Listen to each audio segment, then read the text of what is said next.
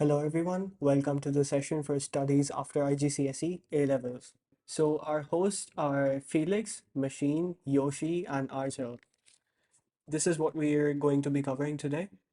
A brief explanation of A-levels and the Edexcel exam board, a study guide, some tips and tricks, some misconceptions that have to be debunked, and our experiences about transitioning from IGCSE. So let's start with our hosts. So, yes, this is me. My name is Vansh. I took 8 subjects in IGCSE, including the 3 sciences mathematics, English, computer science, economics, and French. I got 5 A stars and 3 A's. I'm interested in AI and machine learning, and I've taken 7 A level subjects 7 AS, and 6 A2. I recently got 4 A's in my AS results. Next up is machine. Over to you. Hello, everybody. You all know me as Machine. I took 11 IGCSE subjects: maths, add maths, physics, chemistry, bio, computer science, GP, first language English, first language Urdu, Pakistani studies, and Islamia. I got 4 A stars and 4 A's and 3 B's. My current interests are statistical analysis, bioinformatics, and biomedical engineering. Hi, I'm Felix. So I took 4 A level subjects: literature, history, economics, and math. My results are still pending.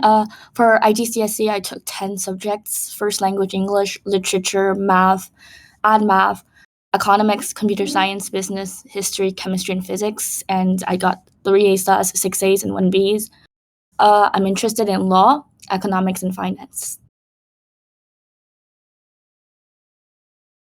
All right, hello everyone. I hope you can hear me. Thank you all for joining today's session. So good afternoon and good evening. So my name is Yoshi, and currently I take 3 subjects, which is English literature, history, and economics. My results will only come out next week. I took a total of 8 subjects, which includes cognitive sciences, Malay, mathematics, ICT, business studies, first language English, GP, and accounting, in which I got 2 A stars, 3 A's, 3 B's, and a C. So I have sort of a diaspora of result grades. And my career interest for university, I am a prospective law student, but I am also looking into politics and journalism. So I will now pass it on to Arzel. Hey guys, the name's Arjil, and I'm here as one of the hosts for covering the Edexcel content. My IELTS subjects are mathematics, further mathematics, physics, computer science, which specifically computer science is for CIE, but the others are just for Edexcel. Pending, I did a few exams in January.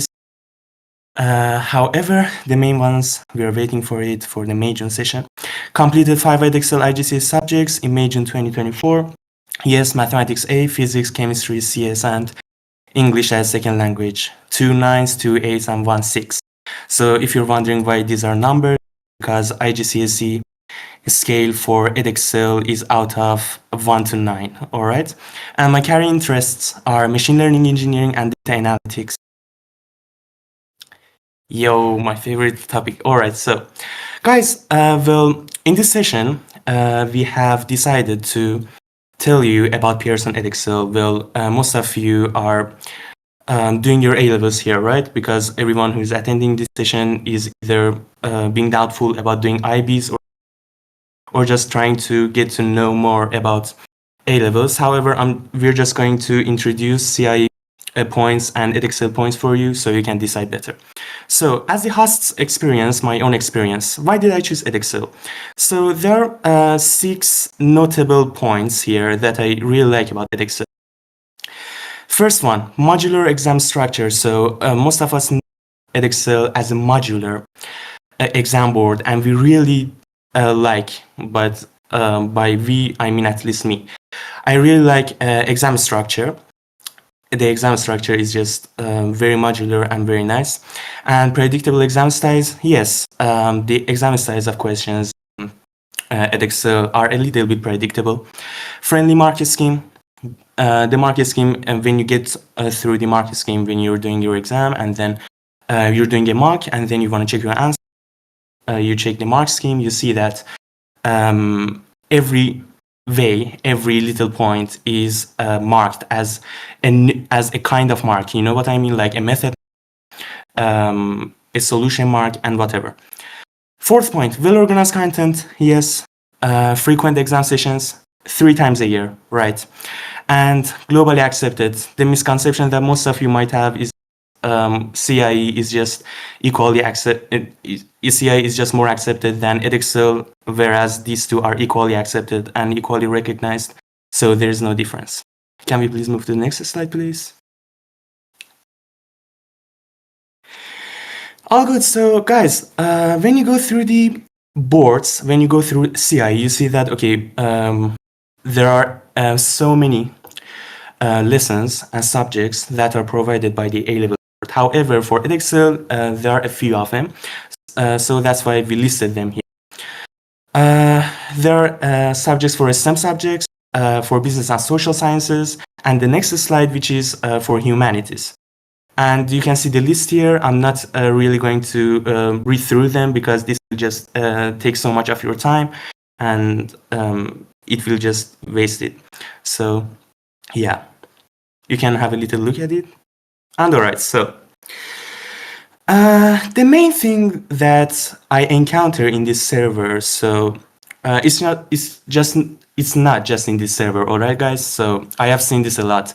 Even my own classmates, they have all problems with the combinations of mathematics and further mathematics of Edexcel A-level, and that's a little bit annoying. Well, the modularity is very nice, okay, but it just makes it a little bit more complex for you to understand what's going on here, all right? So I'm just gonna tell you whatever that you need about the Edexcel, IAL mathematics and further mathematics combinations, and how you can choose the most optimized combination for yourself, for your mathematics, and if you're doing further mathematics. So as you see here, we listed them. There are 5 categories for Edexcel mathematics and further mathematics. There are 14 modules. 4 modules for pure mathematics 1, pure mathematics 2, pure mathematics 3, and pure mathematics 4. And 3 for statistics, S1, S2, S3, mechanics, M1, M2, M3, decision mathematics, only 1 module, D1, and further pure mathematics, FP1, FP2, and FP3. So I think the next slide is about UMS marks, so I'm through the whiteboard, yes, because I need to tell you some things that cannot fit in the slides. So can we please go back to the previous slide? Yes, thank you. So guys, first of all, I need to mention this thing that most of you might think that, okay, we have for these 14 modules, 2 mathematics A-levels. Well, that's wrong. Might not really concern you, but I just want to let you know that there are 3 degrees for these 14 modules. One is A-level, international A-level in mathematics. Second one is international A-level in pure mathematics. So most of you might not know about A-level in pure mathematics. All good. But however, I just want to mention a little bit of it for you, so it just doesn't confuse you. Or you might even want to do pure mathematics. That's all your choice. I'm just going to tell you about it. So since A-level mathematics and A-level further mathematics, and I want to put that aside for the rest of my explanation. All good. So for your pure mathematics, guys, for your A-level in pure mathematics, this is just obvious from the name. Am I right? Pure mathematics. It means you're gonna take the modules only for pure mathematics and further pure mathematics. As for pure mathematics, guys, there are 5 compulsory modules that you need to do. All good? So P1, P2, P3, P4. You need to do these 4. All right? And 1 module from further pure mathematics, which is compulsory, which is FP1. All right? So far, we know that for A-level pure mathematics, we're gonna do P1, P2, or an FP under any conditions. All right, and then you're going to choose between FP2 and FP3. that's for it. And I'm gonna move on to A-level mathematics. Let me see if I can share my whiteboard here. Oh, I cannot share my screen. So let me just have a brief introduction to A-level mathematics, and if we really needed to move to the whiteboard, I'm just gonna move to whiteboard. So as for A-level mathematics, guys, is pure math compulsory? No, it's not compulsory. There are very few people that do, but still, it is there. So I just wanted to have a little introduction to it for you guys to be familiar with it.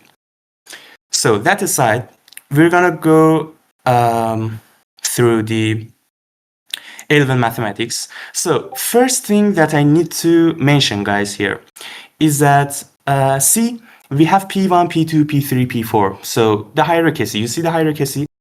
For P2, you need P1. For P3, you need P1 and P2. And for P4, you need P1, P2, and P3. The same goes for statistics and mechanics.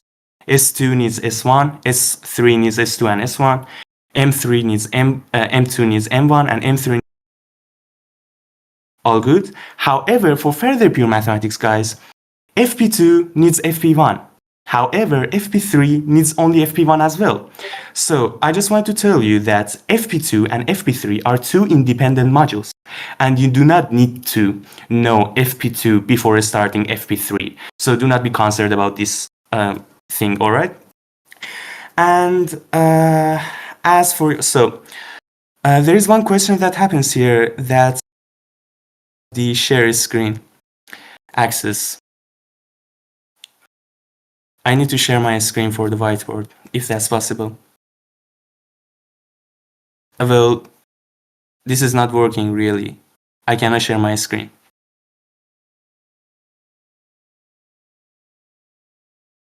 Oh, I can right now. Thank you, Vansh. So I'm just gonna share a tab of mine. It's gonna be the Microsoft whiteboard. All right, we've got a nice pen here, so everything will be all good. So, do you all see my screen? Is it all right? Very good. So, guys, for A-level mathematics, I'm not going to be checking the chat, so I'm sorry if I cannot see something. Please, if my mic cut off, one of the hosts just open their mic and tell me. So, as for your A-level mathematics, guys, most of you that might be doing Edexcel do not really need to care about your combination for A-level mathematics. Why do I say that? Because you have 4 compulsory units for your A-level mathematics. P1, P2, P3, and P4 are just compulsory. You cannot skip them in any way. All good? These 4 are just compulsory. And you have the option to choose. How? As for your 2... Okay, let me just write better. No. Oh, I'm sorry. This is not my journal. It doesn't work that way. So, as for your 2 additional... Why did I say additional? As for your 2 pure math and 2 other subs, applied math.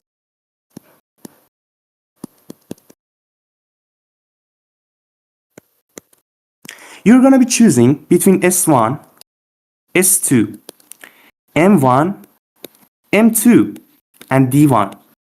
Alright, so 1 combination, 2 combination. I'm not gonna draw the rest like this. So I can choose S1 and M1, which is the most common.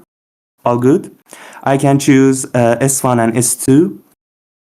I can choose M1 and M2. I can choose S1 and D1. And I can choose M1 and D1. So 1, 2, 3, 4, 5. You have 5 possible combinations for A-level mathematics. And you're going to choose between one of these. So these 4 are just there. They are fixated. You cannot change them. You have to study all 4 of them and do the exam. However, you can choose one of the combinations of the 2 applied mathematics units for among these 5. All right. And okay, so let me just go and mention about further mathematics. So let me see if I need to mention anything else for you. No, I do not need to. So A-level further mathematics.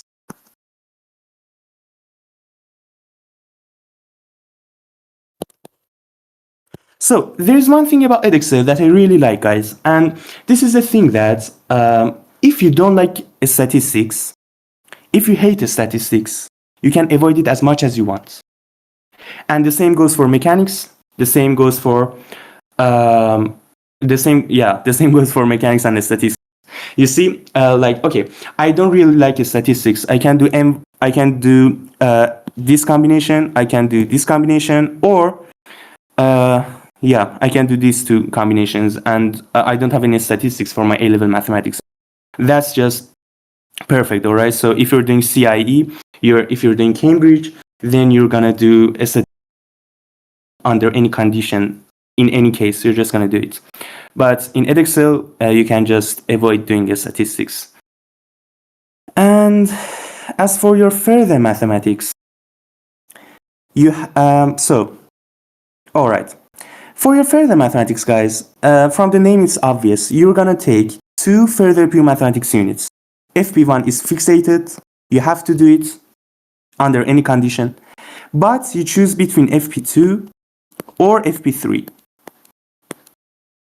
or even both. All goes back to you. It depends all on you, so it's all your choice. But you're gonna do FP1 for sure, and one of FP2, either FP2 or FP3 for sure. All right, and so you're gonna do the rest as applied mathematics. So what are you gonna do? Let's say that for applied mathematics, I have okay. So I'm just gonna go through the most common combination. The most common combination for A-level mathematics was P1, P2, P3, P4, M1, and S1. Am I right? So if you're taking this as your A-level mathematics, what are you going to do for your A-level further mathematics? Since A-level mathematics and A-level further mathematics combined together, you're going to do 12 different modules. All right, so you cannot say that, okay, I'm doing S2, I can cash it in for both A-level mathematics and A-level further mathematics. Well, that doesn't make sense. Am I right? So P1, P2, P3, P4, M1, and these are something that you might have done, you most probably have done for A-level mathematics. So if you have done this, you have to take FP1 for your further mathematics offshore. For sure. FP2, FP3, one of these 2 or both of these 2, doesn't really matter. And then let's say that you did M1. So you're going to do M2, for which you need M1. All right, you need to know M1 for M2. All right, so be careful about that. And you can also do M3. You can do S2 and S3. This is a combination. All right, so if I just get it here. So this can be a combination. And that's how it works. All right, so you're gonna just do different modules. And this is a combination. This is another combination, FP1, FP3, let's say M2, S2, S3, D1. This is another combination that you might use. And so on, so on, so on, so on. You can moderate it as much as you want. You can just change it, adjust it as much as you want, as it fits your interests or anything. And what else do I need to mention for you guys? Let me see. S2, S3, all right. Further mathematics modules.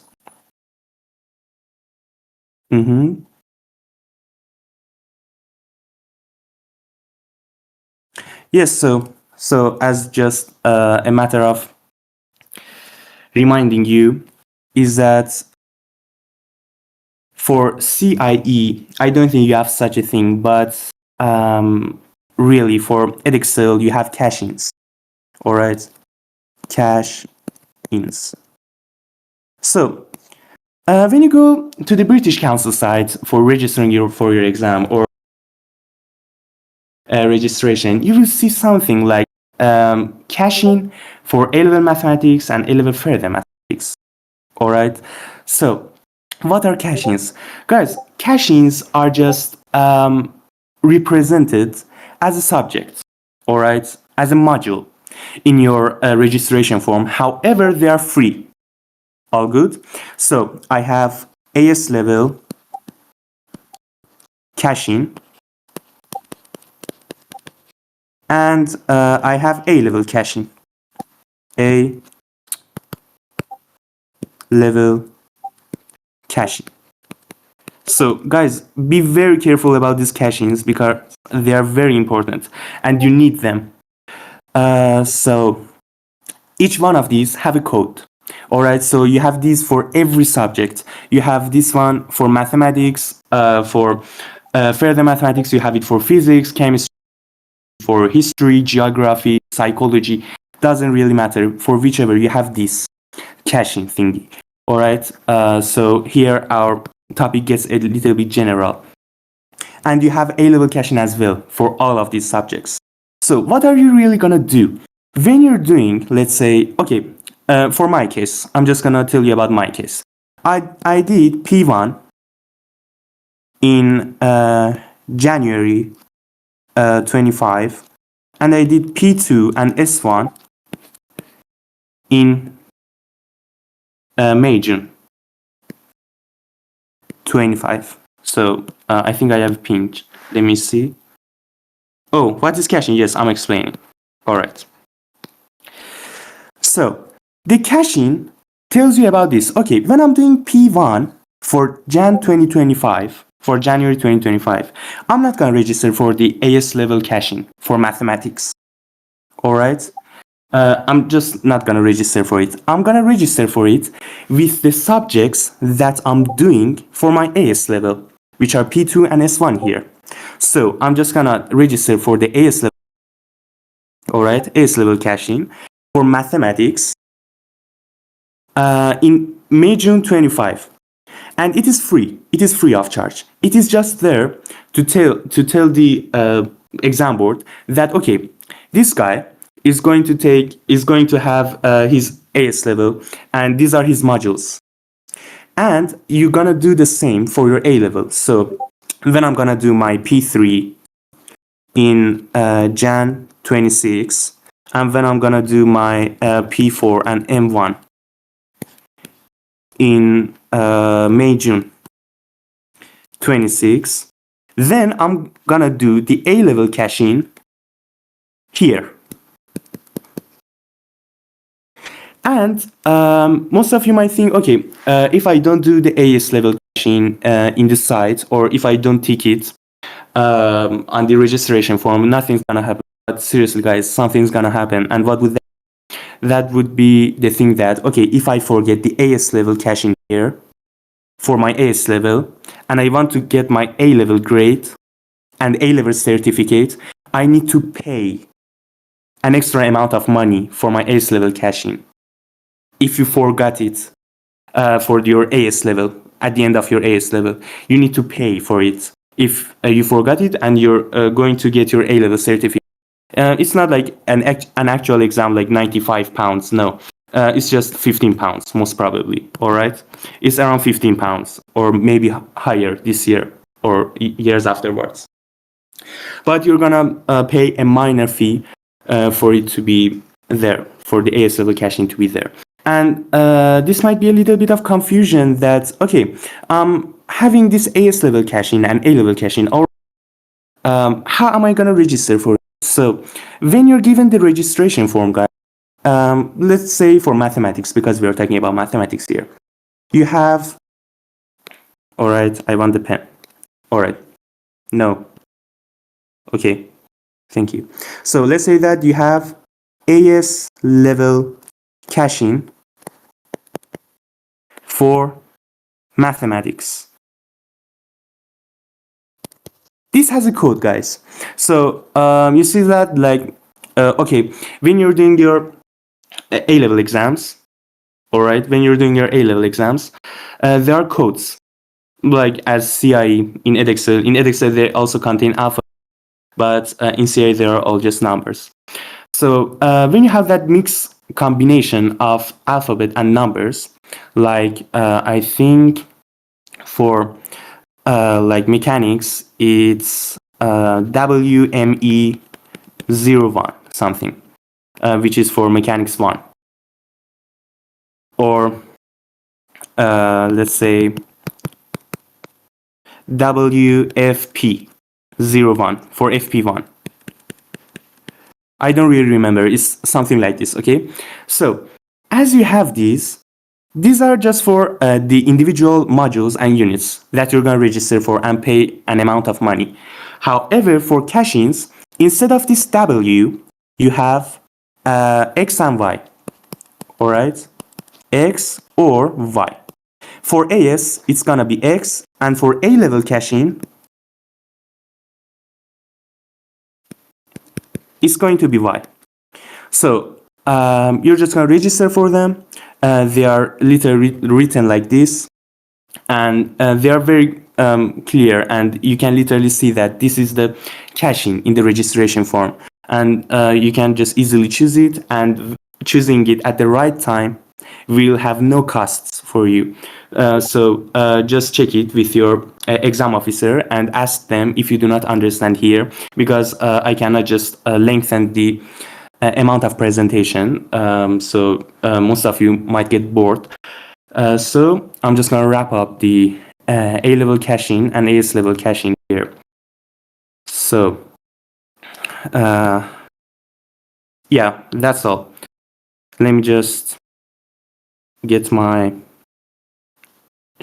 screen share cancelled. So Vansh, can you please re-screen share and let me talk about UMS marks, and then it will be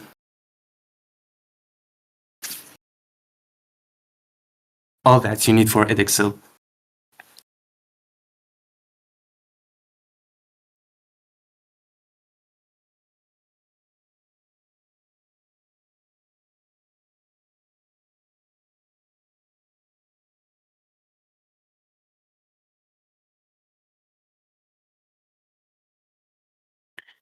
Thank you, and please direct us to the UMS mark. Yes. So guys, for your CIE exams, for your Cambridge exams, you have a scale named PUM, if I'm not mistaken. But for Edexcel, it is UMS, Uniform Mark Scale Marks. UMS marks, Uniform Mark Scale Marks. You do not really need to know what the abbreviation stands for, of course. So for your UMS marks, guys, you have two kind of marks when you're doing your exam. It's a raw mark and a UMS mark. So your raw mark is just a mark that you get in the actual exam out of the full marks of the exam itself, of the paper itself. So let's say that for all math, so we know that for all mathematics modules, we have the paper out of 75 marks, and your raw mark is going to be out of the 75, the mark that you get on the paper. And so your UMS mark is going to be converted to the scale that is needed for your A-level certificate. So for mathematics, every module is just going to be out of 100 UMS marks. So your mark out of 75 will be converted, your raw mark out of 75 will be converted into the UMS mark out of 100. All right. And so every subject that you take, doesn't matter, STEM subjects or mathematics, these are all out of 600 UMS marks for your whole A-level. And yes, for humanities, they are 400 UMS marks. And we're just going to see how it works for you to get an A star. So there are some conditions for you to get an A star, all right? And like there are two conditions. One is for you to get an overall A grade for your international advanced level. All right, so you need to have an A for your whole A level. And then you're gonna be having 90%, at least 90% of your A2 UMS marks to get the A star. All right, I have written here that there's a special case for mathematics A level. Yes, I'm gonna talk about it. So I'm not going to whiteboard again, so let me just explain it here. Guys, for your STEM subjects and for your mathematics, you have 600 UMS marks. And then, out of these 600 UMS marks, you need to have 480 out of 600 for the first condition to get an A. So if you want to get an A for your A level, for your whole A level course, then you're gonna have 480 out of 600. All right, 480 out of 600 for your A level, and then for your A grade, and then for the humanities, I'm just gonna have a little check not to tell you wrongly about this. Yes, for the other 4-unit Edexcel International A, you need to score at least 320 UMS marks. All right, 320 UMS marks for you to get an overall international advanced level A grade. All right, so 480 out of 600 for the 6 module one, and 320 out of 400 for the 4 module ones. That's it.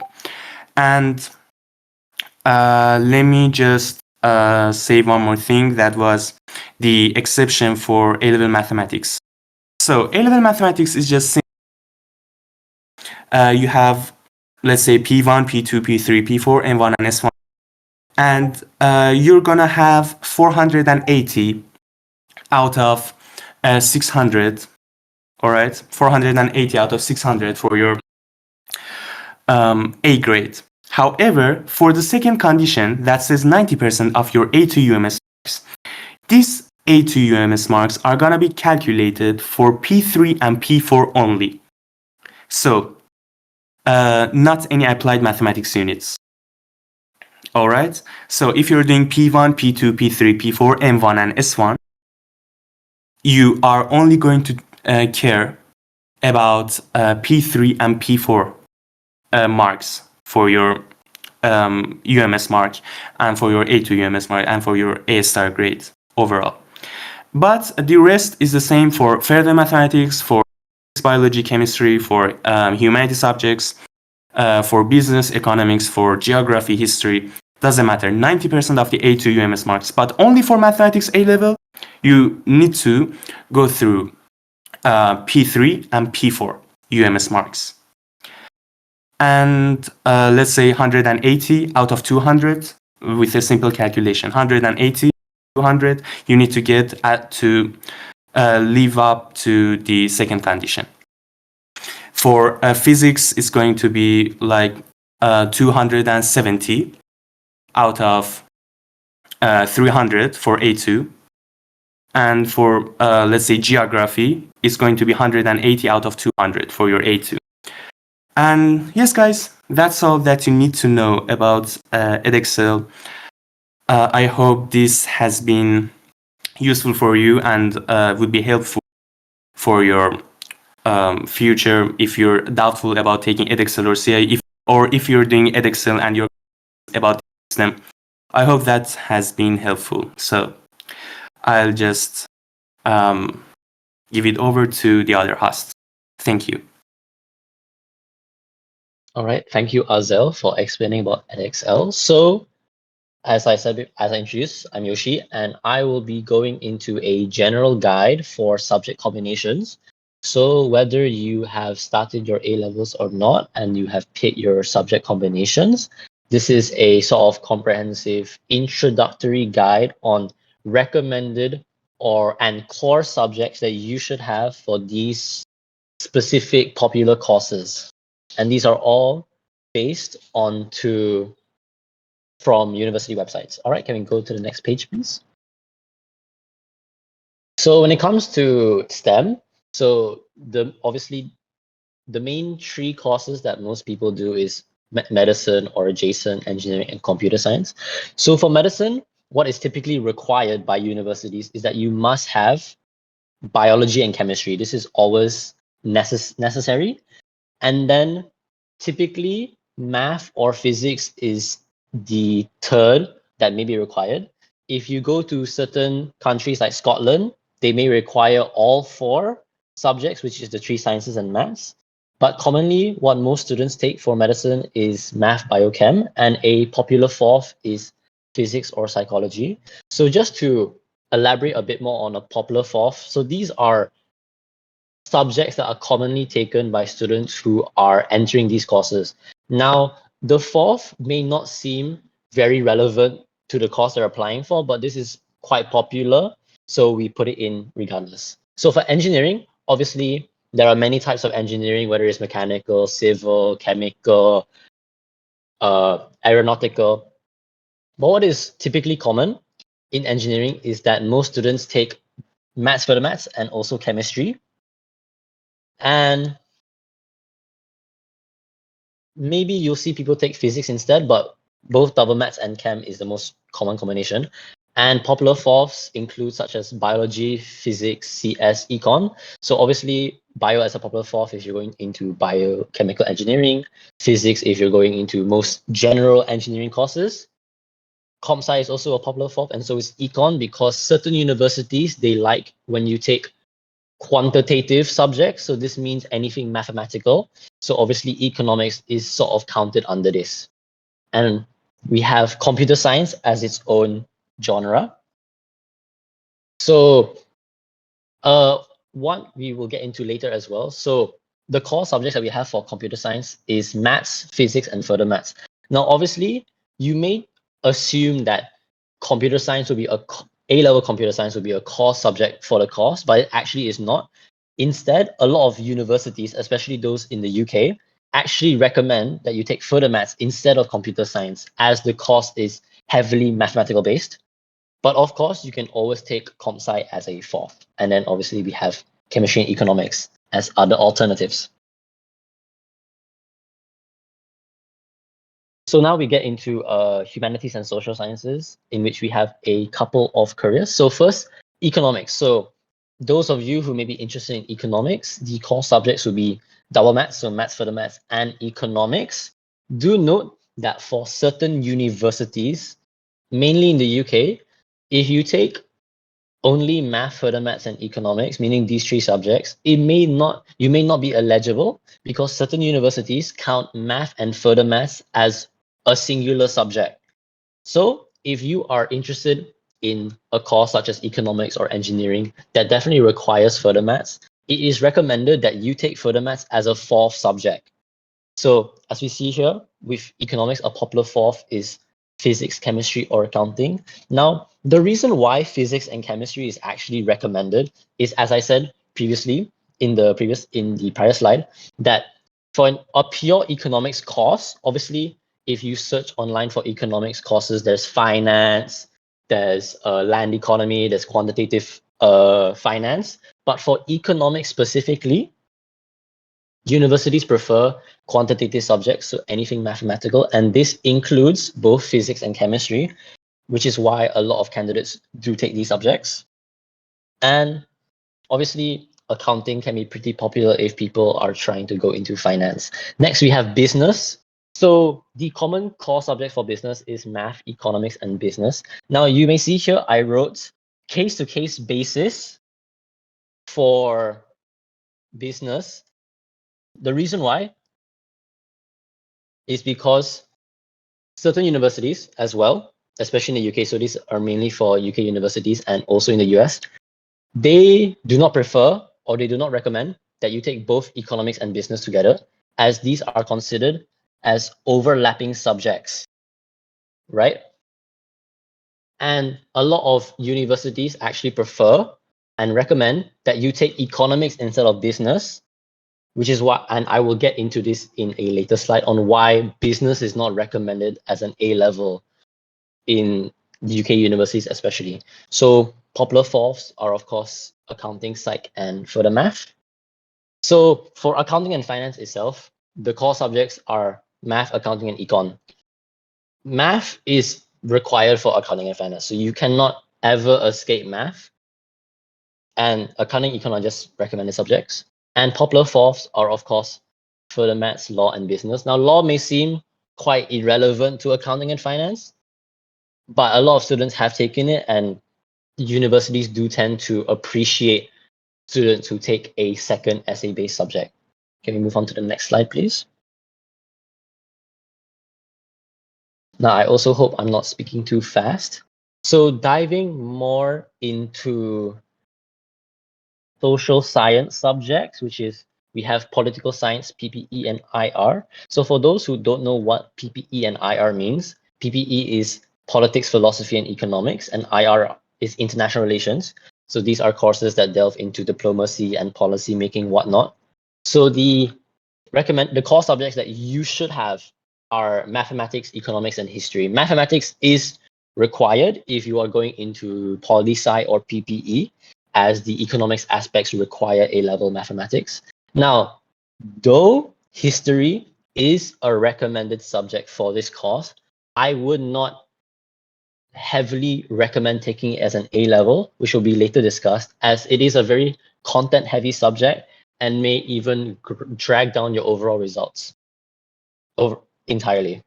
So popular fourths, as you can see, are all humanities subjects, psych, socio, politics, both English, lang, and literature, and also philosophy. Now, for psychology, though this is usually taken by science students, it is classified as a social science, to which we put it under this category. It is core subjects that you should have are math, bio, and psych. Now, online, if you read on this server, on r/A level, or even the r/6 from Reddit, there are a lot of debates on what is the perfect combination for psychology. Because I've seen in my classmates and my schoolmates, a lot of people, instead of this core, they take biopsych literature, or they do physics even. But what I tend to see with university requirements is that biology is often more required than psychology. And what is the usual case is that they will ask for perhaps 2 sciences and a math, and psychology is recommended. However, math, bio, and psych is the general subject combination that's often taken, because this will allow you into most universities. And of course, as you see, popular fourths are chemistry, further maths, socio, English, lang, and lit. So you can see that your popular fourth can either delve or lean into science stream subjects or the humanities stream subjects. So it is completely up to you when it comes to psychology. Right, thanks so much. So as a prospective law student, I can shine a bit of light onto what are the law requirements. So this is a general requirement for all nations such as UK, Europe, US, and Australia and Singapore. So for UK specifically, an essay-based subject is now mandatory. Before it wasn't. You may have seen online, a lot of students who took math and sciences applied for law and they got in, because when it comes to humanities subjects, there aren't very strict requirements. However, for the UK now, if you'd like to pursue law, you have to take at least one essay-based subject. So this means you can still do sciences, however, at least have one singular humanities subject. So typical core subjects for law includes English literature, economics, and history. As I said before, might not recommend history. And you can take English language. However, universities do tend to prefer literature more due to interpretation and analysis, which is more beneficial in your 3 years of university. And obviously, popular fourths, mathematics, psych, law, socio, languages, if you take modern languages like Spanish, French, German, and also sciences. So when it comes to general humanities, whether you're applying to more niche courses that may not be generally taken, it is recommended that you take the A level of the, like, let's say you're applying for philosophy, right? You should have A level philosophy. That is often mandatory. And it is great to be complemented by 2 to 3 other humanity related subjects. Obviously, please do refer to the university course website for certain specifics. To answer one quick question, can I switch out history for GP for law? When it comes to UK universities, A-level global perspectives is not considered by these universities, which is I will get into in a later slide. So there are certain A-levels that are not considered. It means even if you take it, even if you get A star, if you get top in the world, it's not allowed. They will not consider it as an A-level subject. All right. And when it comes to languages, let's say you're do French and history or Spanish and politics, there are certain double degrees like this. You must take the specific language as a subject. Let's say you want to apply for French and history and you do A-level German, you cannot get into the course. That is instant rejection. So do ensure that when you are thinking of the university course that you are applying for, take into heavy consideration the required subjects and what is recommended, as the recommended subjects would definitely put you at a better advantage compared to those who take perhaps more irrelevant subjects. So this is elaborating a bit more on what I just said. So this comes to checking subject requirements. Meaning, so humanities and social sciences, as I said earlier, tend to not be so stringent on specific subject requirements, meaning you must take this subject. This is unless you are going into courses such as economics or PPE, where math is definitely a requirement. So if you are, let's say, going into humanities, you are on the safer side when it comes to subject requirements. However, it is the STEM students, so whether you're going into engineering or medicine and adjacent, you have to be very, very careful on the subjects you take. As perhaps, as I said, let's say you take math, bio, and chem, math, bio, chem, psych, for example, and you apply for Scotland, you may not have a high chance of admission due to Scotland requiring physics in A level as well. So do be very cautious about the subjects you are picking. And as I said further on, however, some universities, mainly the UK, have a specific list of non-preferred subjects in which if you took more than 2 subjects from this list, it can significantly lower your chances or even render you ineligible for consideration at all. Do not fret if one of your subjects is on this list, as long as your other subjects are considered strong or are in the preferred list. So as you see common examples of non-preferred subjects, we have accounting, art and design, business, drama, media studies, and travel and tourism. So the reason why I had business as a case-to-case basis is that universities such as LSE or UCL in Manchester, they may see business as a non-preferred subject. However, economics is a preferred subject, which is why they would recommend that you take economics over business and that you don't overlap, because unless it is okay to overlap economics and business if business is your 4th subject, meaning that you have economics, 2 other A levels, and business. It is not recommended if you have economics, business, and a 3rd. That can significantly lower your chances, or even for certain universities render you enable depending on your subject combination. So now we go into facilitating subjects. So these are your preferred list of subjects. This includes math, further maths, your 3 sciences, economics, English literature, history, geography even, and also modern and classical languages. So generally speaking, if you are taking 2 facilitating subjects or preferred subjects at least, this keeps a wide range of degrees open to you, as you will not be limited by the strength of your subjects. If you are, let's say, applying for law and whatnot, many people online may say that A-level law is seen as a quote-unquote soft subject. and as so psychology. However, if the university has A-level law in their preferred A-level list, that means to the university it is considered strong and you do not have to worry. So if you are applying to the US or certain Asian and Oceania countries such as Singapore and Australia, they may not have preferred A-level lists. I think they're quite general. But when it comes to the UK, they are quite specific and nitpicky when it comes to what they accept and what do they not accept. And side note, please do refer to your desired university's websites to ensure that you do meet their admission requirements. One thing is their academic requirement. Let's say it's AAA. Though you can achieve the AAA, if you do not have the recommended subject, which is maths, you cannot get in. Even if you have 3 A stars, the required subject is mathematics and you do not take mathematics, you are ineligible for admission because you do not fulfill all the admission requirements.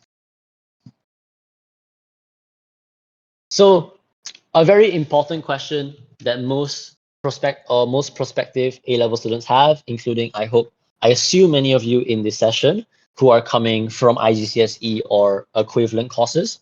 How do I pick my A-level subjects? So there are many different ways to look at it, but this is, in my opinion, one of the most simplistic ways of seeing it. So your A-level subject should overlap with 3 categories. One is what your intended major requires. So let's say you're going into engineering, that you should have mathematics that is required, or if you're going computer science, math and physics can also be a requirement, so you need that. And what you're good at.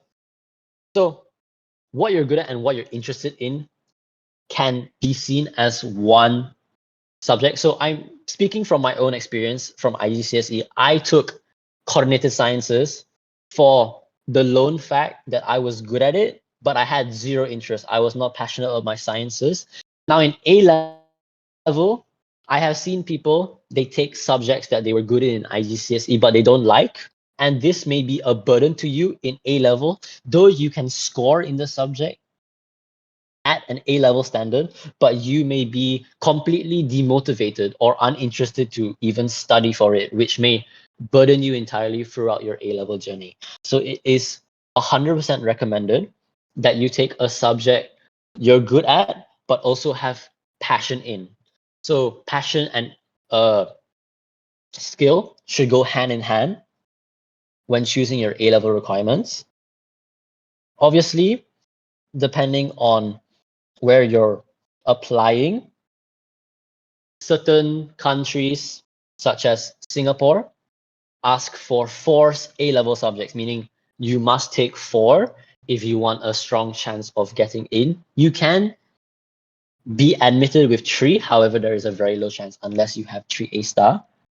So definitely, let's say you have 3 subjects that you've locked in, and you need a 4th, or maybe if you're taking a 5th for the HKU scholarship, in which they require 5 A star to get 100% off. Please pick subjects that you're definitely let's say you've never done the subject before. If you have interest in it, if you have okay, I have been told that I have seen online that the HKU scholarship has been 5 A star, but you may get in with less for 100, but this is specifically for 100% or not, but I may be wrong. But going back, let's say you are trying to pick a 4th or 5th subject and you've already locked in 3. Do take subjects that you may be interested in. Perhaps you've never taken it before.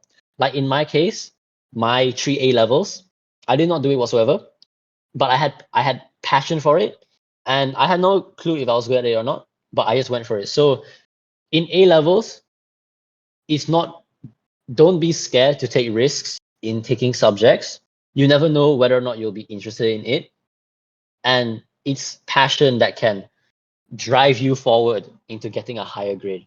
Not just something you're good at, but you find boring because you may end up not studying for it whatsoever. All right, and that is the end of my segment. I will pass it on to Felix now. Thank you so much. Hi, sir. I'll be talking about tips and tricks on how to study and prepare for A-level exams, Humanities edition. Okay, so this is a general review of how to study for A-level Humanities.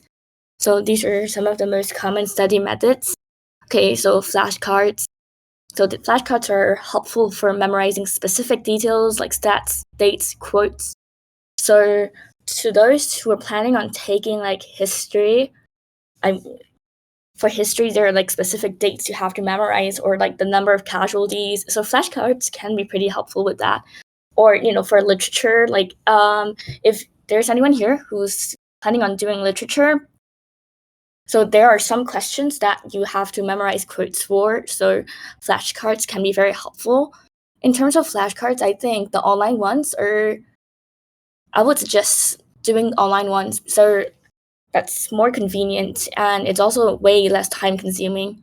Okay, so the next one, mind mapping, spider diagrams. So yeah, they're useful for note taking in general or for essay planning. Personally, I don't do mind mapping because for me, it's quite time consuming, I think. And I spend too much time fixating over like unnecessary details like how round the circles or whatever. So, but like if you're not someone who does that, that's great. Okay, so third one, blurting. This one I really, really highly recommend. So blurting is basically you just write a topic that you want to blurt, and then you start just writing like everything you remember about that certain topic. That really helps with memory recall and everything. So after that, you can check like where you have memory gaps in and you can focus on those topics. Yeah, it can help you identify your weaker topics and it really helps, especially for memorization-based subjects. I think it's quite helpful for sciences too. Okay, the next one is essay plans, which is personally, in my opinion, the most helpful study method for essay subjects. So I take literature, math, econs, and history. So 3 of my subjects are humanities. So yeah, personally, I think essay plans are really helpful for all 3 of them. But it kind of differs for each subject how you make your essay plans. I think econs is like the easiest one to make essay plans for. So because you can kind of just do a table of like pros and cons of each policy. For example, for protectionism, you can just make pros and cons for tariffs or for another tool, and so on. So and then we have exemplary candidate responses next.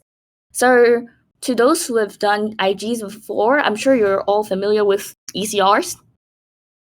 So ECRs, they are supposed to show the level of response that examiner expects from us. So when you check ECRs, they have like 3 types: low, high, medium. So yeah, the high responses are obviously what you should aim for. But personally, ECRs are exemplar candidate responses. So I know some people didn't use ECRs for IGs, but I think a lot of you might have seen ECRs when it comes to like humanities, like EFL. It's basically an example candidate response. So personally, though, I find history ECRs to be severely underwhelming. I don't think it really properly represents like the actual level of response they expect. So ECRs, I would say, take it with a healthy grain of salt. Okay, so specimen paper answers. Okay, specimen paper answers. Honestly, I think this one is even more, I wouldn't say useless, but less reliable than ECRs even. Specimen paper answers. Also, the same goes for CIE textbook sample answers. For economics, Cambridge has a lot of textbooks for like answering techniques. There's this book, which is like exam preparation for economics or something, right? So I don't know if any of you have that book, but please ignore everything that the book says because that book honestly is just spreading misinformation in my opinion. It's not just in my opinion. I've seen teachers on like social media talking about how like this book really does not show what they expect of you. For economics, never mind, I'll go into the specifics later. So the next one is the examiner's report. So the examiner's report is the most useful resource and the only useful resource, in my opinion, that is given by CIE. It outlines exactly what the examiner wants. And yeah, so the examiner's reports are not issued after every exam session. So it's only available for some exam session, but they really show for each question what the examiner expects and what are the common mistakes people tend to make and what you should include to get a higher band. So yeah. And then we have mark schemes.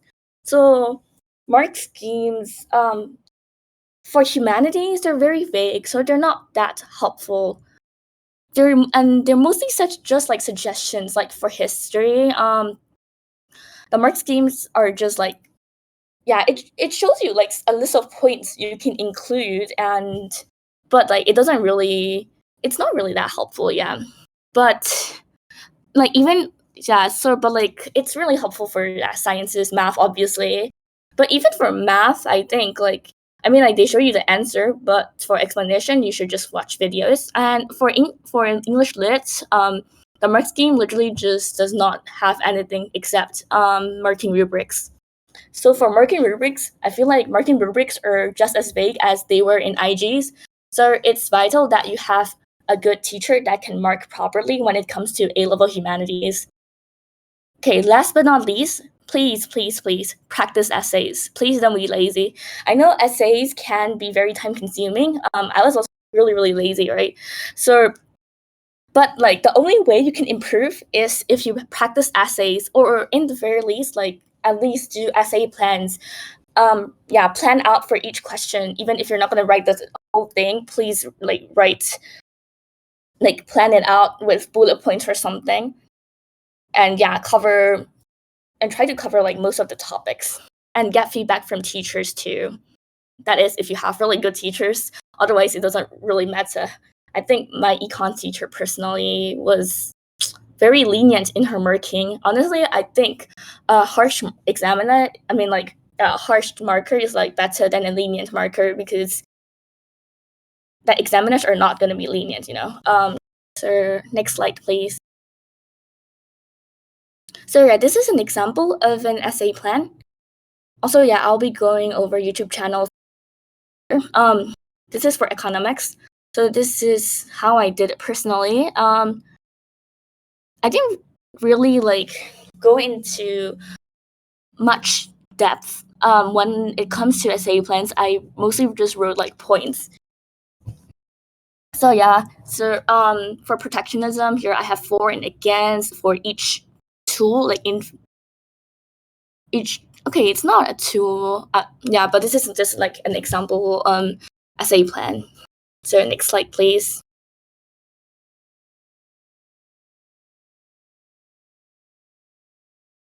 Okay, so these are tips and tricks specifically for economics. So economics, luckily, you guys, we have a lot of resources online.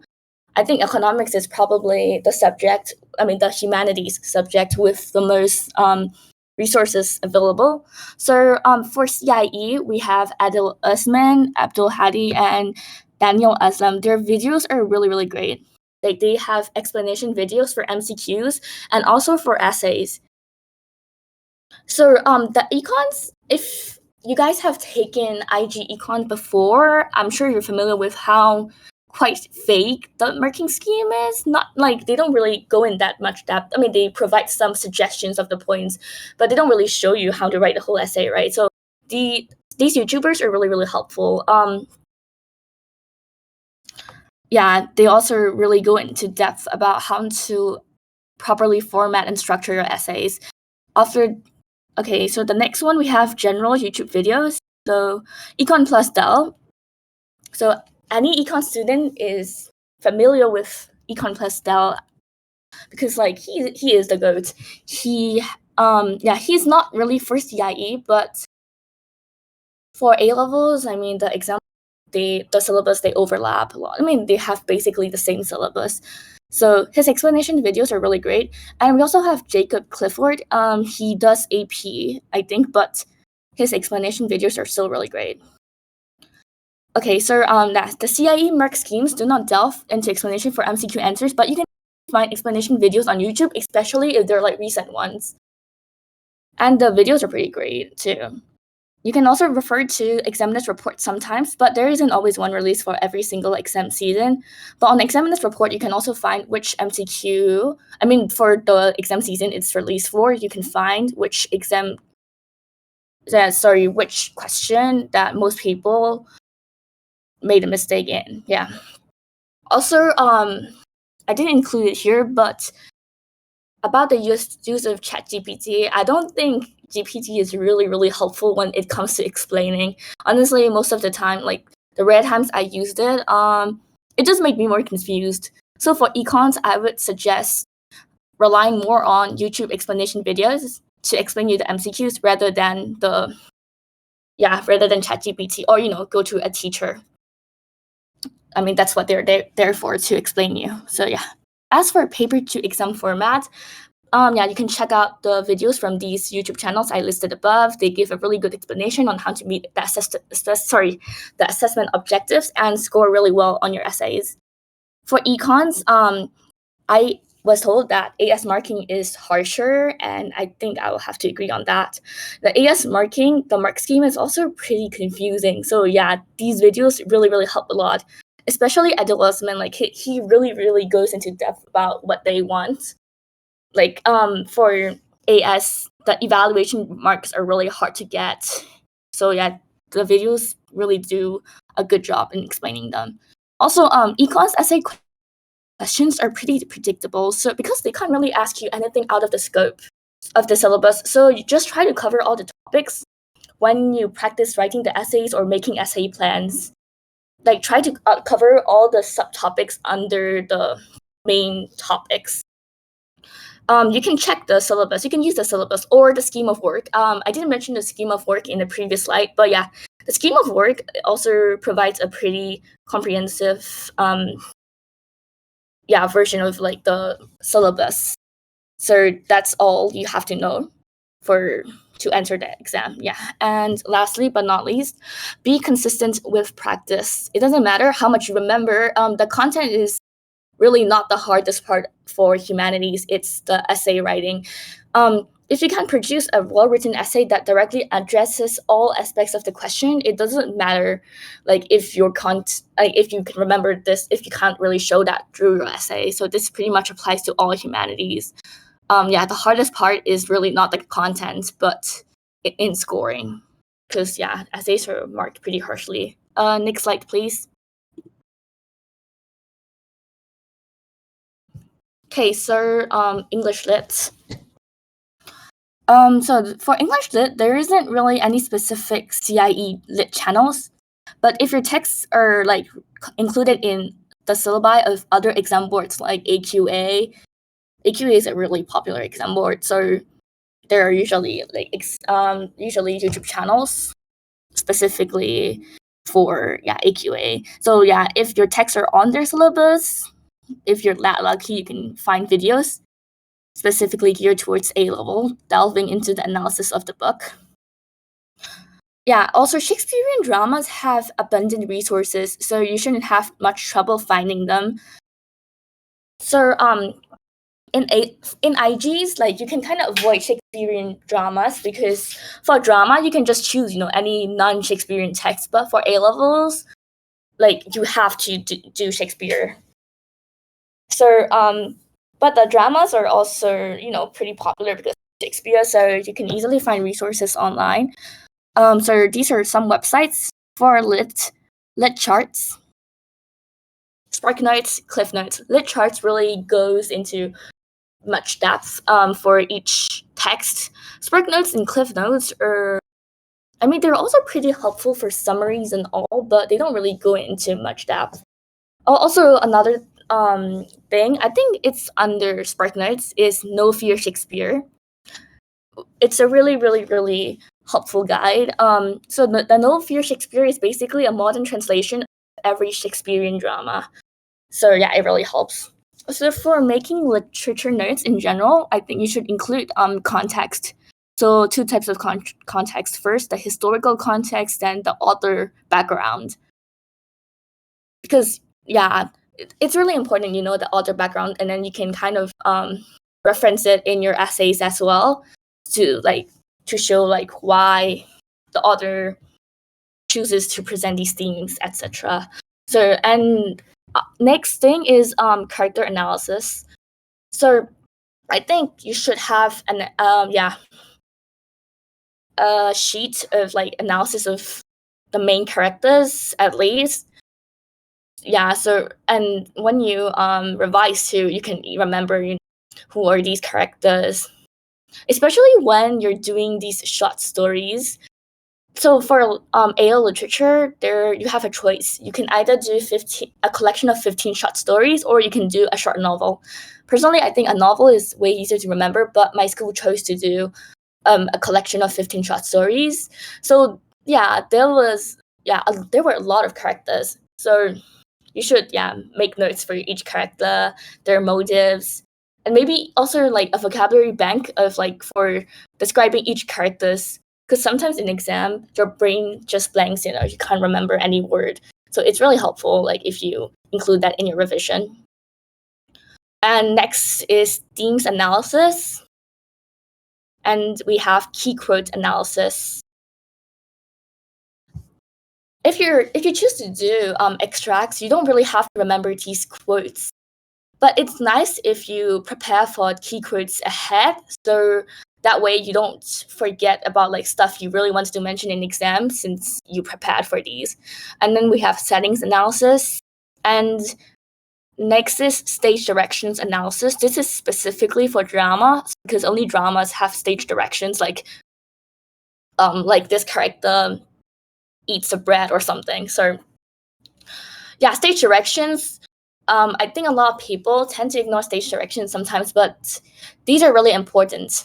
In IG, you can kind of get away with not mentioning stage directions, but in A levels, if it's like really important and vital to the scene, like it can reflect a lot of things. It can reflect the tension or anything. Yeah, please include the analysis.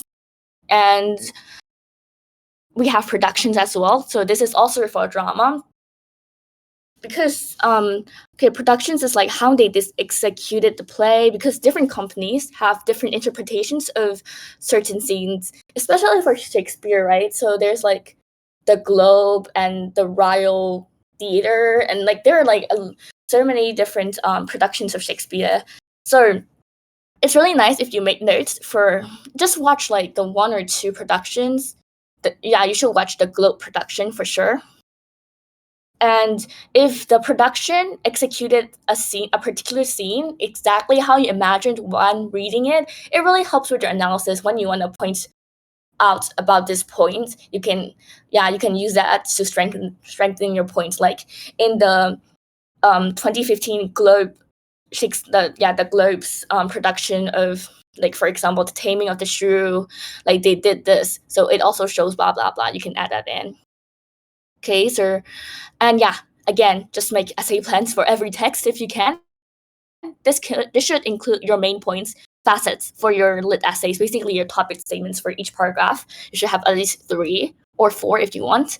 For dramas and novels, okay, but the essay plans is like, it's really helpful for all texts, but it's not that realistic to do like essay plans for like every single extract that can come out for dramas and novels, because they're way longer.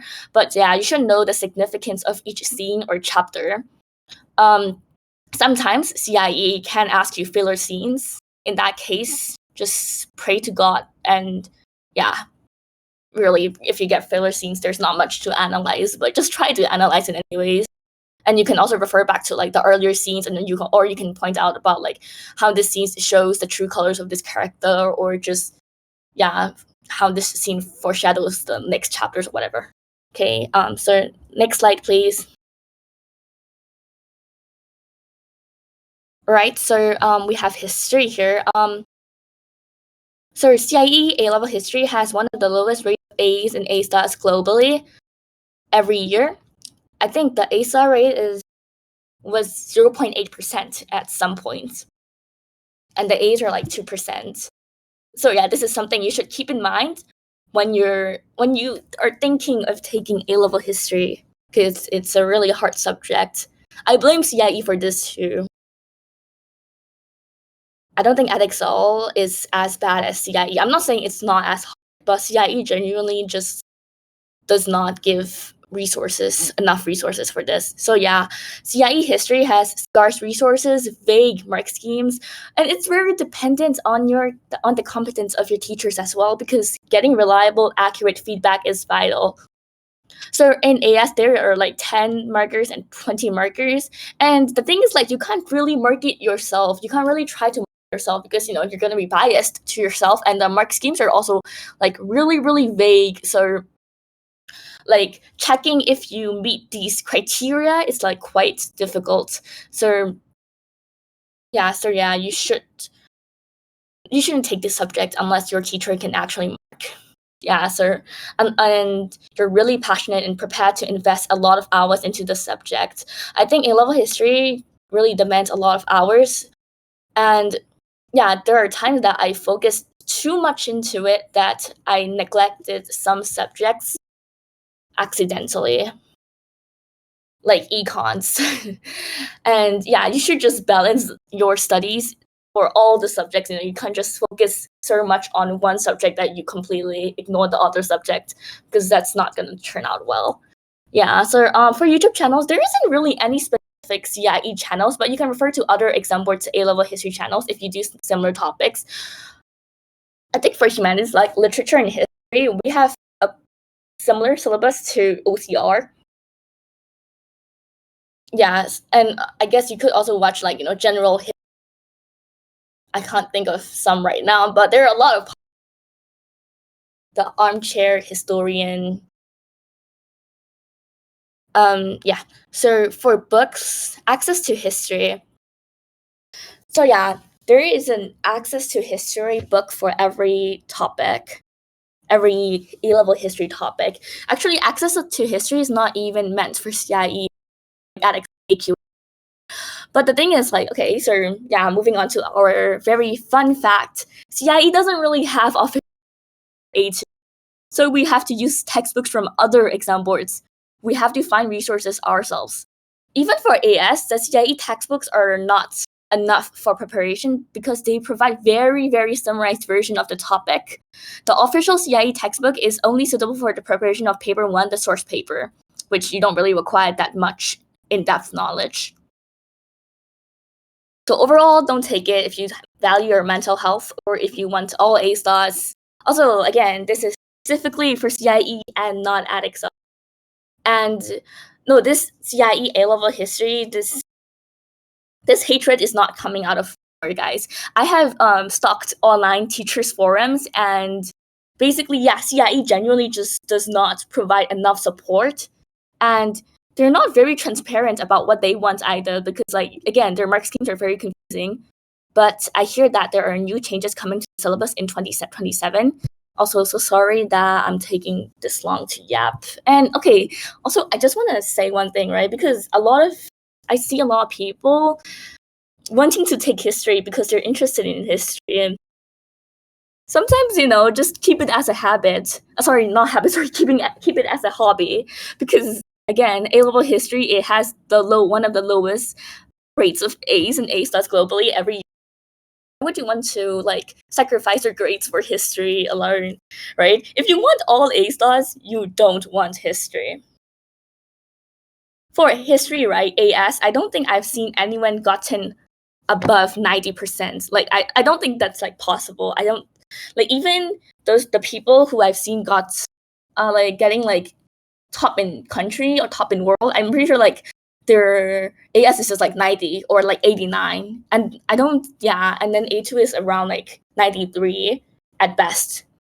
I don't think 100 PUM in A-level history is possible. So this really just shows how quite impossible CIE made A-level history to be. It's a CIE problem. It's not an A-level history problem. So yeah, Next slide, please.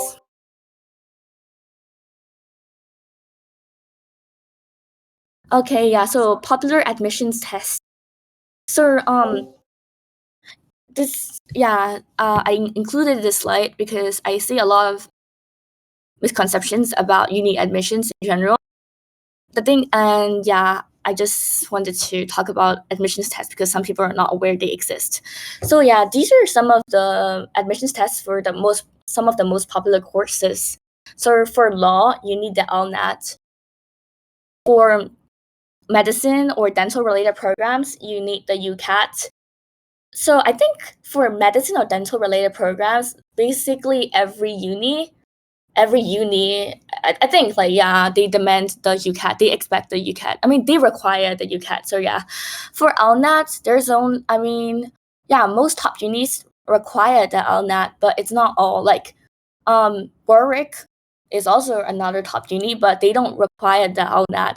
So if you don't want to see the LNAT, you have to avoid the unis that require the LNAT. For that, please check the uni website. So off the top of my head, I think the unis that require LNAT are like Oxbridge, UCL, KCL, LSE, Bristol, Durham. So and some more. So if you're planning on applying to top unis, you definitely take the LNAT. Next, we have the TMUA, which is for math, economics, computer science related programs. So I don't know much about the TMUA, but I have searched about it before. And I think TMUA, you guys have like two papers or something. And for economics, this paper, something like that. I'm not sure. Again, just check the websites. Yeah. And for engineering and science-based subjects, you have the ESAT. So yeah, these are generally for most top unis. And for specific information, refer to the uni websites or ask in the uni help chat. And also there's a uni talk going on next year. Sorry, not next week. So yeah. So next we have Oxbridge specific admissions test. So the TSA is required for a range of humanities and social sciences. Like I think the psychology. If you're planning on applying to psychology at Oxbridge, TSA. Also for PPE. And for physics, you need to sit for the PAT. Yeah, that's just for Oxford though. The Cambridge requires the ESAT. So yeah, even with Oxbridge, like they don't have the same test for everything. They're quirky like that. Oxford has their own tests. Cambridge has their own tests for some courses. For math, it's the MAT or MAT. I think the step is cancelled, so they replace with MAT or something. Again, just refer to the uni website to be specific or email them. And so this is a non-exhaustive list, and you can find about more on uni websites. Also, for some courses, it's only Oxbridge that require you to sit these tests, like TSA, right? If you're not applying for Oxbridge, I don't think you need to sit for TSA. So, I mean, like if you're not applying to if you're applying to for a PPE, but like you're not applying to Oxbridge, you don't need to sit for the TSA. And also for niche courses, Oxford and Cambridge tend to have its own unique tests. Like for classics, they have their own tests, but like maybe unis like UCL won't require tests for like classics, but Oxbridge does require them. Yeah, again, just check the uni websites. Also, these are some new changes made. So the UCL is introducing a new test, TARA, from 2026 entry and onwards.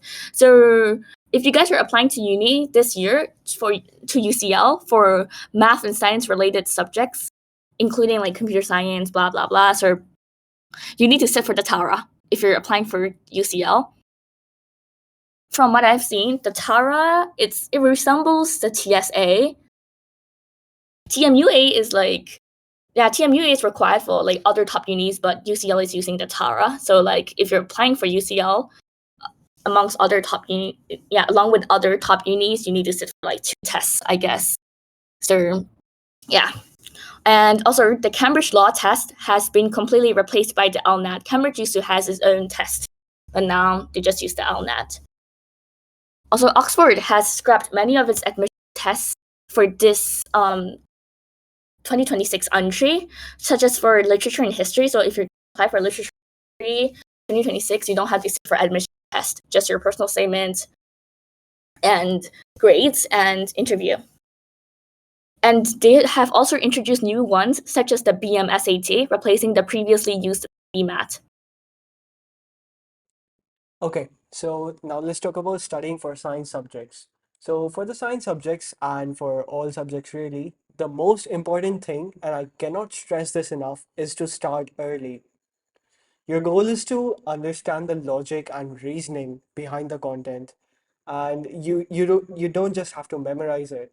Although like for subjects like chemistry and biology, a large part of what you do will be memorization. Also, unlike IGCSE, we have a paper three, the practical paper, in all three sciences. In that, you're required to go to a lab and do experiments and take readings and all. However, contrary to what most people think, the majority of your marks in that paper come from the non-practical questions. So you're going to be drawing tables, plotting graphs and stuff, and you're also going to be reasoning about the experiments you do. More on that later. For the other theory papers, we have paper 1, which is MCQ, paper 2, structured, and paper 4, which is in A levels, which is also a structured paper of 100 marks. So for all of these papers, it really helps to summarize all of your notes into really small chunks that you can study before the exam. So this is what it looks like for mathematics in A levels. I'm talking about CI specifically. RSL talks about what it would be like in Edexcel. So in CI, we have two mathematics subjects, 9709 and 9231, which is further mathematics. In 9709, we have these six papers. So usually, if you're taking the whole A level course, you're going to be taking pure mathematics 1, 3, and probability statistics 1, and either of mechanics or statistics 2. So I have personally gone for statistics too, because the majority of the mechanics course is already done in AS and A level physics. If you're doing the course for AS level only, you're going to be doing pure mathematics 1 and pure mathematics 2. For 9231, which is the further mathematics course, it carries forward from all of the stuff that you learned in 9709 mathematics, and we have these four papers. So if you're taking the A level 9231 for the mathematics, you're going to be giving all of these four papers. We have two for further pure mathematics. We have a further probability and statistics paper and a further mechanics paper. For the further statistics paper, there are a lot of concepts that come from probability statistics 1 and 2. So you're going to have to learn all of those beforehand. So if you're studying for a mathematics course, there are a lot of things that you have to keep in mind. First, it is really important to focus on improving your weaknesses through past papers. If you were in the event from yesterday, you know how important it is to check your own papers and single out your weaknesses so that you can practice specifically on the topics that are hard for you. Also, if you're taking further maths, it's really important that you finish the mathematics course very early. I'm talking even before your first AS year. That's like all four papers. That is because a lot of the concepts in the further maths course will be carried forward from the corresponding mathematics topics. So if I were you, I would speed run the mathematics syllabus as fast as I can, and then focus completely on further maths. Also, if you are taking further maths, you should check out the probability and statistics guidance document shared by Cambridge. It tells you everything you need to know from your 9709 mathematics course that you need to know for further mathematics.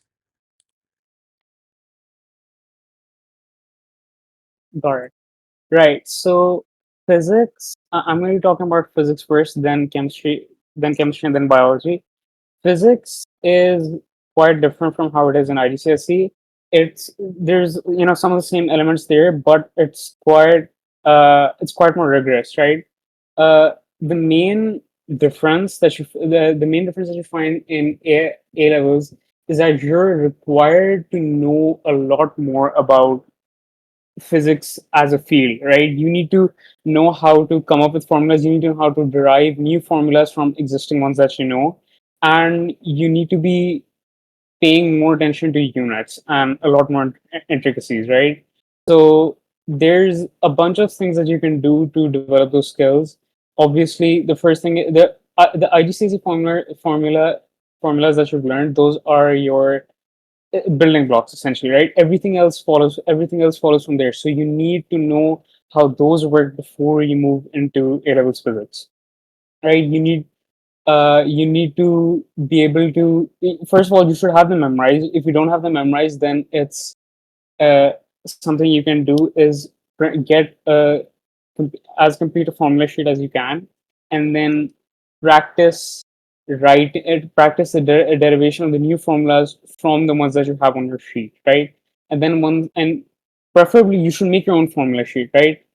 Do research, figure out, uh, right, and look at the syllabus document first of all, because the sciences,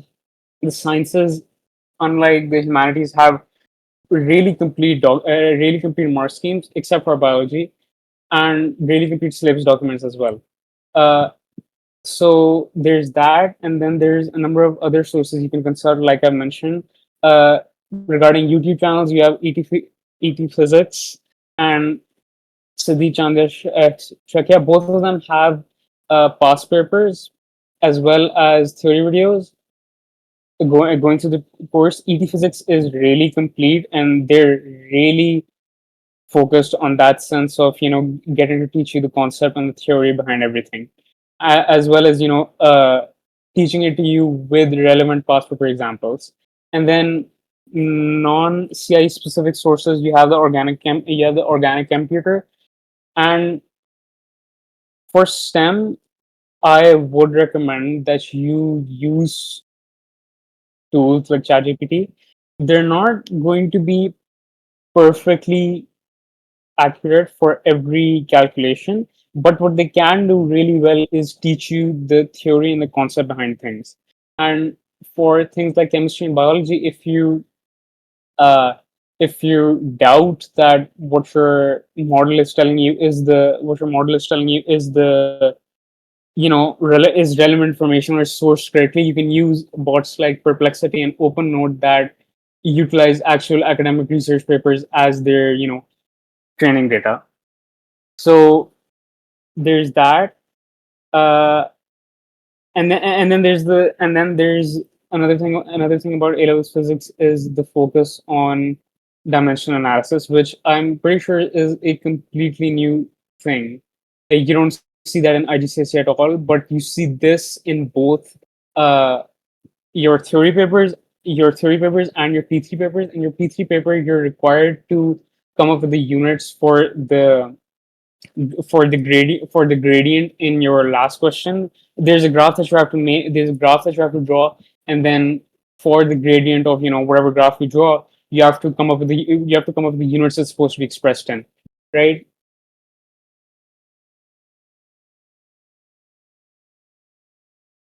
Right, and yeah, right. The second step up from IGCSE in AL's physics is the definitions, which make up, besides the calculations, they make up obviously the other part of your theory paper. Usually in IGCSE, there was a thing where when you were asked to define some quantity, you could just go ahead and write the formula down or write it down in words, and that'd be okay. You'd be given the full mark for that, right? That's not the case in A levels. In A levels, there's two types of things that you're asked to describe. You'll either be asked to describe laws, like Newton's law and Newton's You'll either be asked to describe laws like Newton's classical mechanical laws, or you'll be asked to describe some quantity or some value, right? Like, for example, I mentioned the most basic one is acceleration, which pops up a lot, which you can't describe as anything else except the rate of change of velocity. That's the set definition. That's the generally scientifically accepted definition, and that's what you have to write down. there's certain mathematical descriptors, essentially mathematical functions like divisions or proportionalities or ratios that are expressed in words, and they're taken to mean something specific. You have to memorize them, and once you memorize all of them, things like the ratio between, or this per, or some quantity per some other quantity, or the product of, once you memorize them, you can apply them to mostly any formula that you know, and then write it down that way. And it goes without saying, physics is a really mathematically intense subject. The paper is really, you need to be able to, your mathematics needs to be really strong to get through the paper. You need to be able to think on your feet, and yeah, man. Right. So next we'll be talking about chemistry. Uh, Chemistry is notorious for being a really intimidating A-level subject. It's quite content heavy. Just the organic part alone, like organic chemistry makes up about a little over, I think, somewhere between a quarter and a half of the syllabus. The rest is inorganic and physical chemistry. Now, physical chemistry is taken to be the easiest part of the entire syllabus, but I think, in my experience, it's genuinely the most important part of the syllabus, because the things that you learn in physical chemistry, your principles of atomic structure, your principles of subatomic particles, things like electron density, repulsion, attraction, uh, nuclear attraction, all of those make up the basis of the more complicated mechanisms that you learn in organic chemistry. So physical chemistry is usually what people start with. It's what you should start with. Everything else will build up from there, right? If you're good at physical chemistry, if you truly conceptually, theoretically understand physical chemistry, everything else is just a generalization of that. It's just applying those principles to molecules, to complexes, to larger uh, particles, essentially, right? There's not that many video sources, at least not that I found, that are conclusively reliable for the course. The one that I relied on the most was Cambridge, but that has the caveat of the tutor who posts those videos usually only speaks in Urdu/Hindi, or a majority of the time he's speaking in those languages. So there's a barrier there. If you do understand the languages, it's an amazing resource. He's quite thorough, and uh, he explains everything really conceptually. Oftentimes he goes a bit outside the syllabus, but even then he marks those points, and even then it gives you a much greater appreciation of what you're studying. Uh, for topicals, I don't necessarily. You can use Examate. I use Examate a lot. I just copy down the questions from there. But also the pins in the server, in the channel, have a lot of really good drives of, like, mostly the most thorough topicals that you can get. So check the pins out. Uh, there's another website, Chem Guide, that is again really thorough. It's CIE specific, and it's organized really well. It's a website. You can't download the notes, but you can go and view. You can go and view them. Like, you can read them on the website. Everything is connected with everything else. If there's a topic that references some other topic, that topic is linked, and you can essentially follow through. You can essentially follow through with everything, and uh, if there's any discrepancies that you have in your knowledge base, it helps you figure that out really quickly as well. So uh, another thing I should mention, what I was talking about, everything building on top of everything else, that physical chemistry, the basis of everything, that isn't just to say that that's going to help you, conceptually understand what you're studying. It's also what you need to complete the theory paper. Your theory paper, the questions that ask you to explain things, or that ask you to describe things, like describe the trend, those will very often require you to build your explanation up from the principles of physical chemistry. Like, you need to talk about, even though you're talking about trends, right? You need to talk about uh, nuclear attraction, you'll need to talk about repulsion, all of those things to get the full mark. Um, After this, of course, you have the other part. The other part of your chemistry paper, obviously, is your calculation questions. In IGCSE, the only calculations that you have were stoichiometric calculations or moles.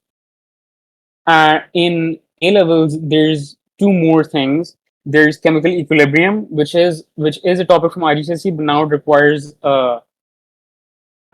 calculations as well. And you have enthalpy calculation questions, and you have ideal gas questions. And all of these, except perhaps enthalpy, are usually these three mark, 4 mark questions that have a bunch of steps that you need to be paying attention to what you're doing with the variables, what you're doing with the values to be able to get the correct answer, not just uh, in the actual value, but dimensionally as well. You need to be really familiar with the formula, and at the start it's recommended that you go through the theory, go through the concept, you understand what you're doing with every calculation, you understand what you're doing with every step, and then later on it's easy. It's you'll already have memorized it by that point, but it's a good idea to memorize the steps as well, so that once you're presented with that question in the paper, because they don't change that much, the questions are really similar paper to paper. It'll be really easy to just jump right into it. And yeah, next slide. Right. So biology again is a really, really, really infamous subject. And it's not necessarily because the content is difficult. The content is complex, don't get me wrong, right? But by far the worst part of the subject is the mark scheme. There's already people venting in chat, but uh, the mark scheme for this subject is such a step down from where IGCSE was. In IGCSE, you had this system where you at least, there were certain terms that if you incorporated into your answer, you would get the mark sequentially, right? In A levels, unless your terms are parsed with the specific synonyms that they require, in the specific order that they require, in the exact phrasing that they require, it will you will not get the mark. You at times need to memorize entire paragraphs. That even if you know conceptually, it will throw you off just because you miss some synonym or you miss some paraphrasing, or you just put something that's aside from the sequence that they want, right? But if you want to go into biomedical engineering or some subject, or especially medical, that's pretty much you have to get used to that. Um, there's a number of good sources for it. Biology is really, really good. She, I would, I think Otter by a tutor is better at explaining the concept than biology is. Biology is really good at just telling you what the exact terminology that you need is, what the exact statements that you need is. But Otter by a tutor goes into depth. He explains the concept behind everything. He explains how everything interacts, how everything works. That's really useful. So I would say use both of them in conjunction. In conjunction, use biology towards the end. She has her own notes as well. I think they're paywall though. Uh, at the start, I recommend use Otter by a tutor. Spend a long amount of time on it, and again, use tools like ChatGPT. Right? Don't be afraid to go there. Don't be afraid to ask the stupidest questions that you have. Don't be afraid to ask. And something that I did really often was I'd gain my understanding. I'd spend a really long time like trying to understand everything, and then I would just essentially dump everything that I understood into ChatGPT. And GPT-3 is a model that analyzes everything really mathematically, really accurately. And I just ask that to rank my understanding and to see and to check if I was putting everything correctly, right? There's all, and I did the same thing with OpenNote. It's best, obviously, if you utilize a number of resources, right? There's, like I mentioned before, there's Perplexity that draws from actual academic papers and actual uh, scientific resources. And yeah, so just dump things in there, refine your understanding as best as you can. And once you've done that, deal with the mark scheme. And by the way, it was mentioned somewhere earlier that you should spend 1 to 2 months on past papers by the end once you're done with the syllabus. With biology, you should be paying attention to the mark scheme from the start. You should not be you should it's a really bleak thing to say, but you should focus on what the mark scheme says over how things are phrased in your head, right? Prioritize the mark scheme from the start. And yeah, next slide, Vance. Thank you. I think Vance, you can take over for physics, and then I'll explain chemistry and biology. Sure. So now let's get to the specifics of the paper 3 practical.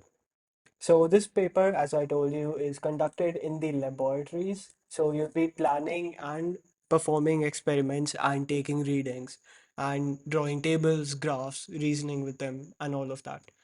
So in physics, the majority of your marks, except for when you actually perform the experiment, will be targeted at your reasoning. There are 8 marks out of 40 dedicated to purely judging the quality of your experiment and suggesting improvements. 20%. So it's really important that you learn how to assess what makes an experiment look good or bad. Also, a large section of your marks is dedicated to drawing data tables and plotting graphs with the correct units. So this is the same as it used to be in your IGCSE ATP papers, but the marking is a lot stricter. So you have to take care. But more than all of that, the most important skill in the lab is to manage your time. Even though you're given 2 hours to solve the paper, the sheer length of your examination means that you'll have to manage your time very effectively to be able to finish your paper, let alone to be able to check it. Over to machine. Thank you, Vance. So P3, in my opinion, is less about actually attempting the paper the way that it's meant to be attempted, and it's much more about developing the instincts that you need to play the game. Because P3 is, as Vance said, it's a 2 hour long paper, and for most of that, by the way, you're going to be standing. That's in and of itself, that's really tiring, and that's not even counting how mentally exhausting it is to do all of those questions, to to carry out everything that you need to carry out. So I'll explain the general pattern of both papers. In chemistry, your you have around, I think it's 3 to 4 questions. Uh, and for all, actually, this goes for all of the sciences. There's a bunch of general topics, general types of experiments that have appeared in past papers, and then the paper and then when you appear in the paper, right? I think like 3 to 4 to 5 of those general topics are selected, and then questions are taken out of those and are presented to you, right? So for chemistry, right? I can't remember all the topics off my head, but the most ubiquitous one is the one that appears in almost every paper is titration. Then you have enthalpy, you have uh, a bunch of others. I can't even remember all of them, but you essentially you have these questions. There's 2 parts of the chemistry paper. There's quantitative analysis and there's qualitative analysis. Quantitative analysis is the part of the paper where you're actually taking measurements, where you're measuring volume, where you're measuring the output of a gas, you're measuring the change in mass, you're measuring temperature, you're measuring uh, all of those things, right? And then some of them you draw a graph, or maybe you're asked to identify a trend, or there's or at the end of every question, by the way, there's a bunch of theory involved in the paper as well. For each question, you have to not just know how the experiment is performed, but a number of times you have to know about the logic behind every step, because sometimes they can ask you, okay, what if you replace this step with this step? How would that change the results? Or what if you didn't do this step at all? How would that change the results? If you took this measurement with a different instrument, how would that change your results, right? And one of the so for chemistry, one of the things you should do, actually for all of the things, for all of the sciences, you should draw your tables first before you start taking your values, which goes without saying, but it helps a lot. It helps you get, besides speeding up the process, it helps you get into the state of mind where you're like, okay, I have everything done. All that's left now is just I do the experiment, and then I just sit down and I could write everything, right? So the same goes for biology. Biology has two questions. The first question, both questions have multiple parts, usually divided into two parts. So there's four parts that you have to do, right? So for biology, right, you have a microscope question, and then you have a performance question. Your microscope question is pretty usually the same. You're given a slide. Uh, it's usually a plant cell, and you're asked to draw a sometimes actually there are some cases of it being an animal cell, but usually it's a plant cell. You're asked to draw a large plant diagram at two different. Essentially, you're asked to draw you're asked to produce a drawing of what you're seeing at two different magnifications. That's the microscope question, and then there's some calculation, and then there's some magnification calculation questions, and just spotting the difference between structures, right? That's your microscope question, and then the other part of your paper is, of course, your performance question, which what you do is the most important thing in the performance question I can say is that you need to follow the steps, right? A lot of the times you get so used to, practicing when you're in school, when you're doing the labs, that you don't realize in the paper you jump ahead, you read the steps, and this has happened to me, right? You read the steps, you realize what type of question it is, and then you immediately start doing the experiment. But it's usually a single line in that list of steps that sets that experiment apart from each one that's come in the years before. And you have to be paying attention, because there's always a catch. There's always some gotcha that they put in there to throw you off, to throw your, snapping into action off. And you need to be aware enough to find it and factor that in before you start performing it. So yeah, that's your paper threes. I think you can move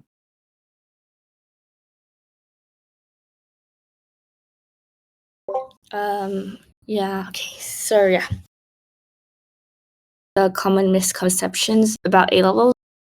Okay, so the first one is that the US universities prefer the IBDP or APs to A levels. That is not true. Like the US unis, they accept pretty much every curriculum, I'm pretty sure.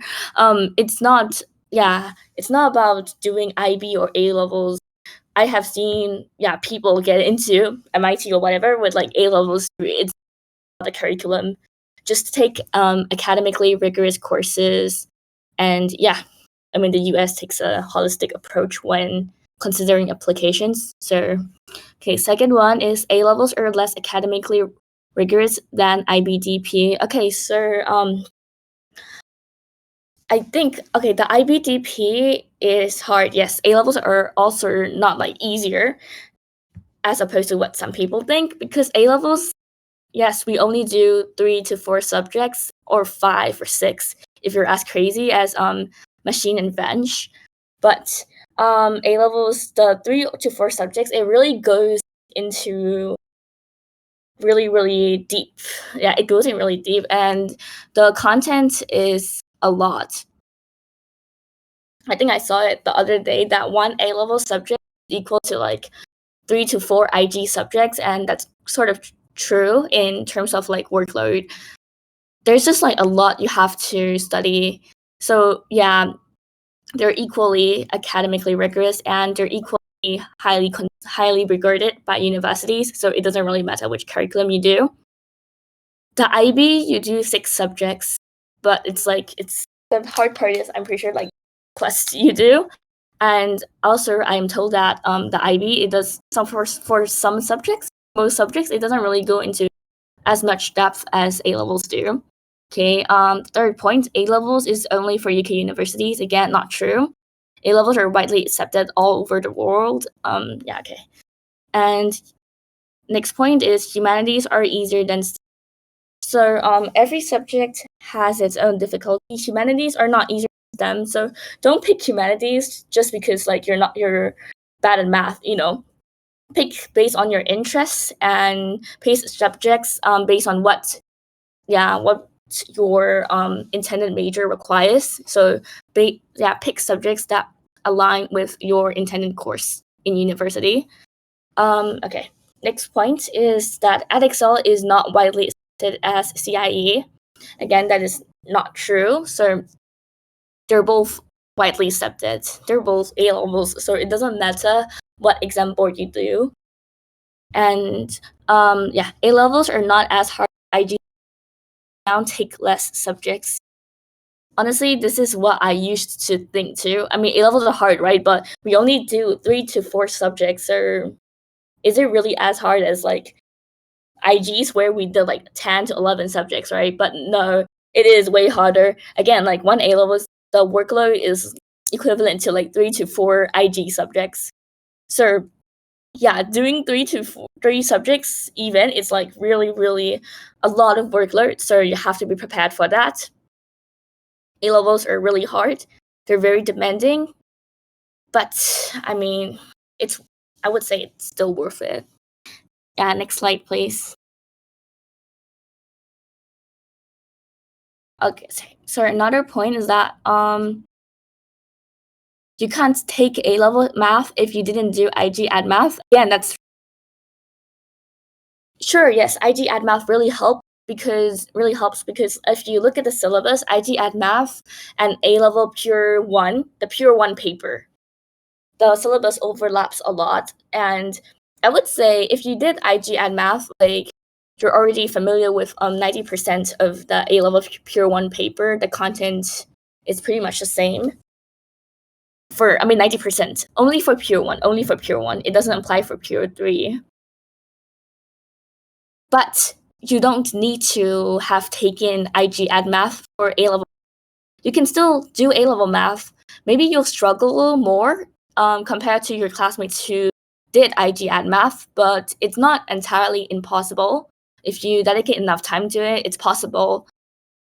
I think I've seen some even take further math without having done IG Ad Math. I'm not sure about further math, but further math is way harder, so I wouldn't recommend doing math if you didn't do IG Ad Math, but I mean, I know some people still do it, so yeah, it's not impossible. But yeah, I think further math would be really, really hard. Please do IG Ad Math, but the normal math, it's fine. Okay. So good IGCSE results mean you will easily succeed in A-level. Again, even if you got like 11 A-stars or 12 A-stars in IGs, it doesn't mean you're gonna easily get like 4 A-stars in A-levels, and IGCSEs are completely different. Like the gap is insane. No amount of warnings or whatever we're saying right now can compare to like the actual reality of A-levels. I mean, I was too, but I didn't really realize how big the gap was until I started A-level. Yeah, okay, so please do not underestimate any A-level, okay? Yeah, so next slide is A-level. Next point is A-levels are only for those who want to go to university directly. Okay, so A-levels are not just for uni. I mean, it's very hard to put on your CV. And I mean, it is widely accepted qualification, and it will be viewed positively by employers, so it's going to be helpful. And yeah, so another point is that you take A-level computer science to major in CS or A-level law to major in law. So yeah, absolutely not true. I see a lot of people thinking that you have to take A-level CS if you want to major in CS. And the thing is, like, A-level CS is the most important subjects for doing CS in university is actually math and further math. Taking further math is more important than taking CS. Like, CS is not necessary at all. Like, you can go onto any uni website. No university is going to ask you to do CS, but they will ask you to have done math and further math. So if you're doing, if you're still choosing subjects, math, further math, they are a must need. And your third subject, maybe physics. You need to show, you need to have like math and further math. And physics is also a strong subject for CS. And your fourth can be pretty much anything. You can also do CS, that's fine too.